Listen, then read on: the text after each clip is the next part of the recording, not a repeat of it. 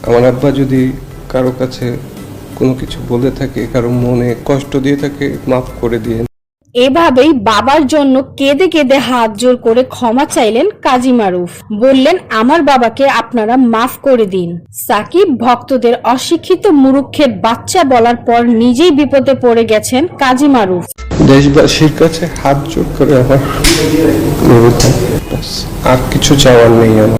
সাকিব খানের বরবাদ cinema uncut মুক্তিতে বাধা দেওয়ায় কাজী হায়াতের ওপর চড়া হয় তার দর্শকরা। আপনার কাছে এই ধরনের ব্যবহার আমরা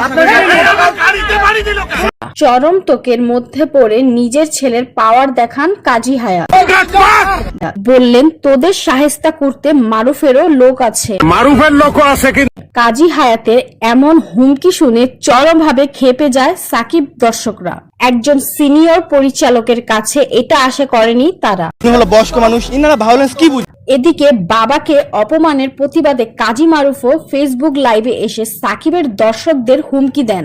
সাকিবিয়ানদের অশিক্ষিত মূর্খের বাচ্চা বলে গালাগাল করেন। যদি খাইতো আমার বাপ, আহারে অশিক্ষিত মূর্খের বাচ্চারা। সাকিব খানের সিনেমা মুরুক্ষ লোকজন দেখে বলে দাবি করেন মারুফ। সেই সাথে বলেন, কাজী মারুফের সিনেমা দেখার যোগ্যতা এই দর্শকদের নেই।